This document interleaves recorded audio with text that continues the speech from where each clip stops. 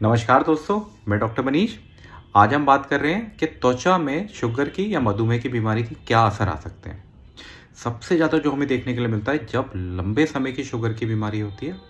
आपकी शुगर की बीमारी मधुमेह कंट्रोल में नहीं है तो उसमें त्वचा में काफ़ी हद तक खुजलीपन का एहसास होता है।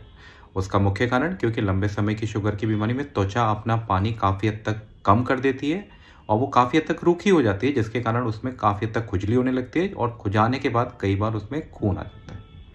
दूसरा जो हमें देखने के लिए मिलता है गर्दन पे या आपके आर्म पिट पे या थाई के आसपास आपको वेलवेटी अपीयरेंस देखने के लिए मिलता है। स्किन जो होती है, चमड़ी जो होती है, वो थोड़ी सी मोटी होनी शुरू हो जाती है, जिसको हम एकैंथोसिस निग्रिकेंस बोलते हैं। तीसरा, कई बार गर्दन पे, हाथों पे या पैरों पे कई बार मस्से आने शुरू हो जाते हैं। ये भी ऐसा एक कारण है जिसमें ये बताता है कि आपकी शुगर की बीमारी इस समय नियंत्रण में नहीं है और साथ में इंसुलिन का रेजिस्टेंस बहुत ज़्यादा चल रहा है।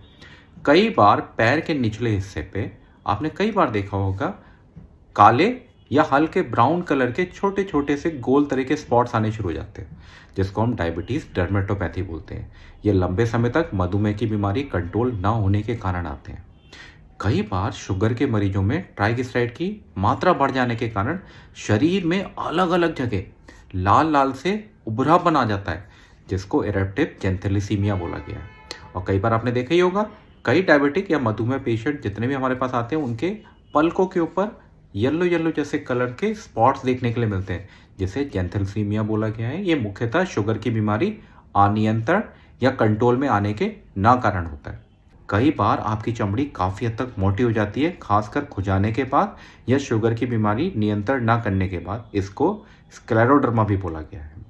इसी के साथ कई बार शुगर की बीमारी नियंत्रण में ना होने के कारण पैरों में या किसी भी और जगह डायबिटिक फुट इन्फेक्शन होने लगता है। कई बार आपने देखा ही होगा, आपके जो नाखून है वो काफ़ी हद तक काले पड़ जाते हैं। कई बार नाखूनों के अंदर से मवाद आने लगता है या कोई ऐसा छाला पड़ जाता है जिसको बहुत सही होने में काफ़ी हद तक समय लग जाता है। तो अगर आपको ऐसी कोई भी दिक्कत है तो सबसे पहला काम करें कि अपनी शुगर की बीमारी को बहुत अच्छे ढंग से नियंत्रण में रखें।